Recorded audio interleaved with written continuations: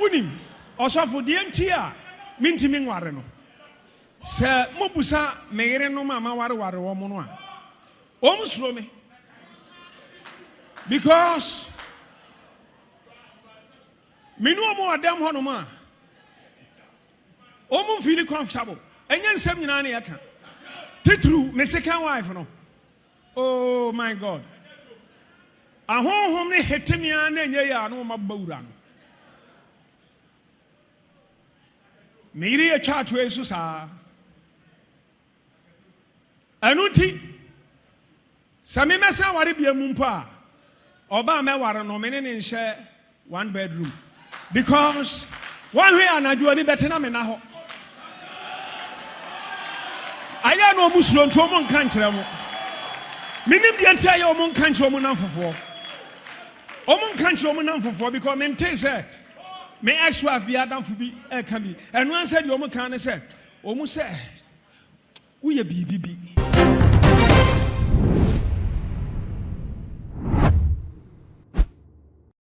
Abusia Reverend Owusu Bempah ababonten abekasa edinsen bebre atuja enrada e wona asori dem wona ensem a Reverend Owusu Bempah edi atuja no eno na ebimu e kire se ensem papa edi atuja edi enye political beef nkwana obinyane mum ne ex wife no ma waware mu nyina etwemu no asene papa efrefre beef bi edi ama ne redada no ma waware mu etwemu kono na eyensem bey na papa de tuja no ntino ebetimi akwakọ frefre beef edi ama ono ene ne yere no ma waware mu sansem no na me de ba besomo ansa na me kai wo se aha aye too much age nti se won ya me so se subscribe my page na fe mi adoma no sa no upload bi aba onsa ebetimi aka na abusunya se ne yanim se election inquiry ye de Reverend Owusu Bempah wa trending year pa ni nyina ene enkom sha wode ba bonten ebetu dwa e kire se ye mampenda da John Doman Mahama ena ebesan edi akonya ne biem abaya ye kwakoto imu na sansem no ebeto odwa enye no kwasem no se Ghana fo aposa papa yie pa na ne wonso obeposa ne bia papa nya simpie so kogina e na asori dem na se esese o ma mu aye nko ade a ene ode mu aye ebebrew na we no okasa na ochire mu se ono no se ne hu sifa ye hu fa e wo honhum no enu nti ena na ware ba ko mienu miensa ne nyina egu na papa e kire se na ka ohwehwe de bi krasen ko beti se ema no bi aba abonten aba beka ne nti a aware no omuntimi entenase a wo mko papa e kire se enye ne eti na abonten no sa kwa na tenimum sunsun from no enyema bi koso a eyire no omoba omuntimi enyina ne ma koso e wo sunsun from no nti ne beba ne se ne ekura osama menwe mi ana ware no se ware se mintimi ware be babusua mayenko ne nkokotie ensem a sunsun from ne ana ekoso nti ema ne ba wo muntimi ntina papa Reverend Owusu Bempah so bi kasa kire o se e wo baabu mu so nyame ne ka kire leja se onka se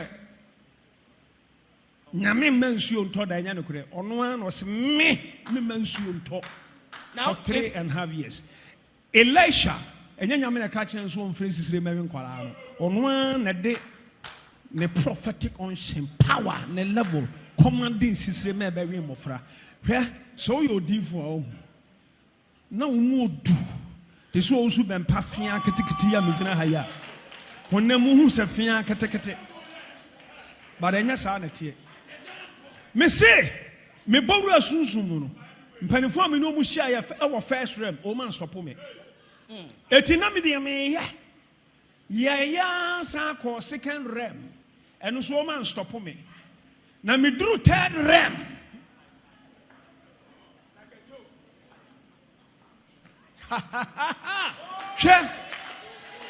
Bible masem Paul can say onim berima bi Paul so nyame hwim no called third heavens one thing I say me Owusu Bempah me ka che nyame ani mo nyama wa ho brase mu me pa cho me call realms but me kwa mintimi mfa nko ntina me mfa nko ana kwa me fa so ko no wo hwe unim osofo de ntia mintimi nware no se mobusa megere no mama ware wo mo no a omsuro me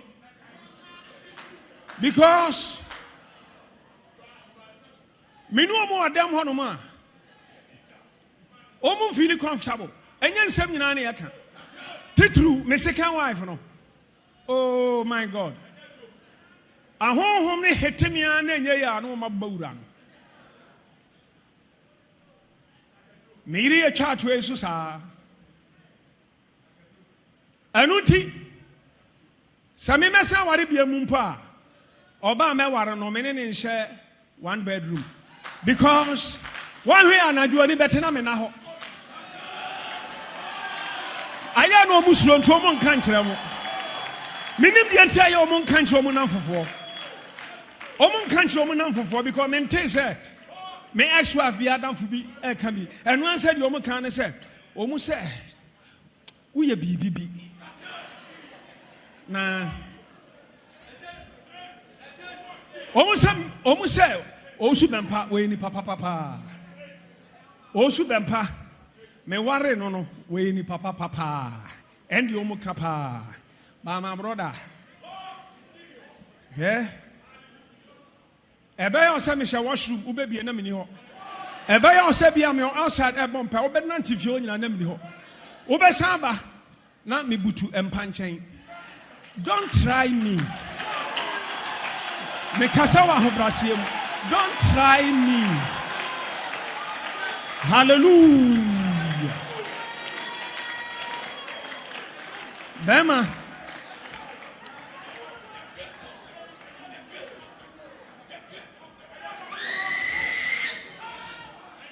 Also, there me can over to me a translation. Yeah. Now, if anybody said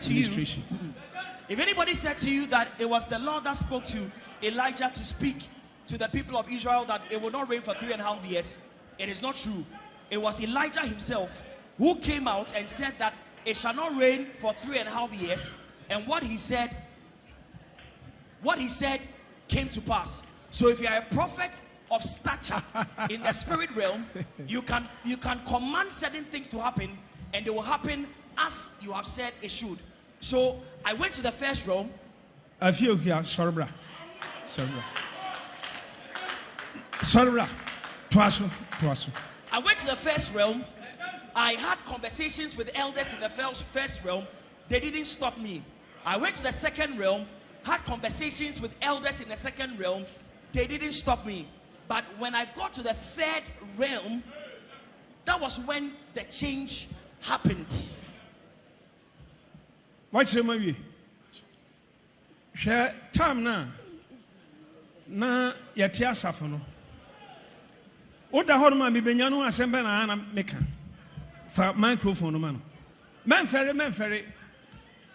Ana me se ho anum na ba dem ho no. First no. Na me dampaso. Ma me kasakase na me dampaso. And I also that me de back to a patch your moment volume because when you need to kasa enyini. But still oda so ya raba. Osofu na na kwasi maami na gina ha no. Owusu Bempah maami eni. Me de mattress ato menim empa na nim ho sa. Enti oda so nam so mada. Enti eda na mada me da ho no ma dem ti se obi nya me mama. Ena mti mani. Ti mani na bisa se adan akwasi. Wo yare ana. Osi dabi. Nam se ada di asem. No atafre na no. Wotimi tafre na no papa.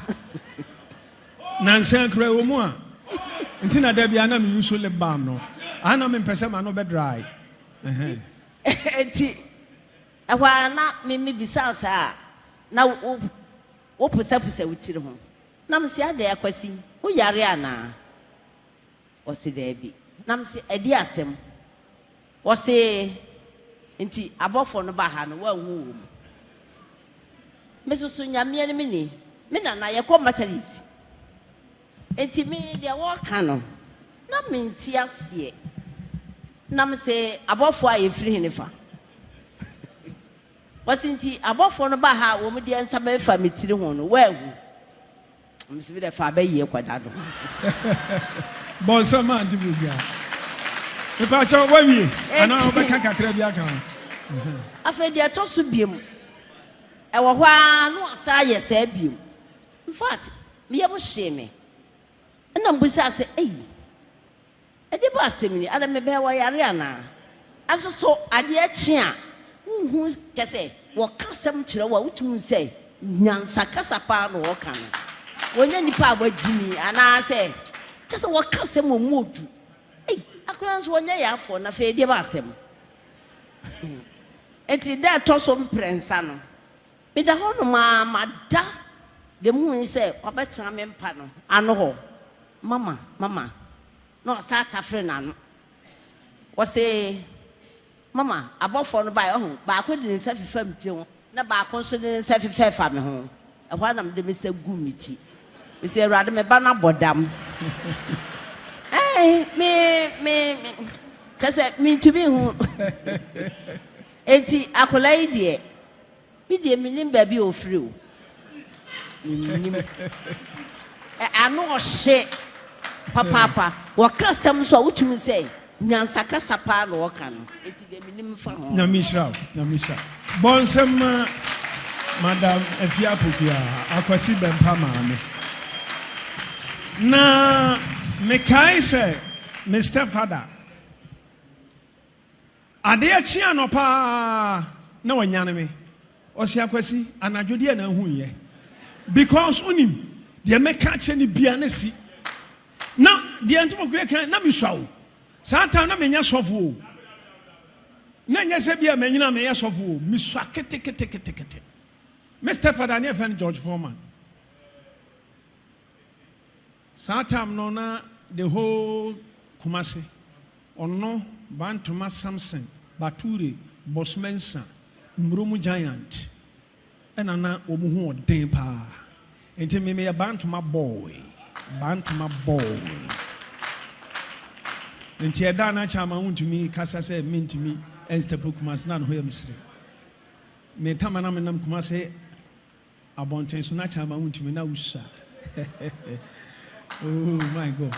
Interbusian Reverend Owusu Bempah and Ayapakuti Senia, a home by Badasu or the Juma, and then a home no Jumaya no Ashasie, and then Adansia or Mamikra Abba Abedi Afan and into what Chester Chama won't maybe or no Reverend Owusu Bempah, where drew I was soon from no Chama won't make cry the band of soon from one, or Yakata crowd and into be near Hayana Chama, Entia break and Sana, or Bakasa Wakasabusia. We any someone they ever sumo ma refi se obeja comment e wo video yi ase e de ama me we wie ne sana afi we mi subscribe button no so e too much na afi wo de bell no aka ho sa no upload bi bia on the first person won sa e betimi aka ukọ all the social media handles no so a e too much je ho so e ya kai se obe like na wa share e de ama me ma crowd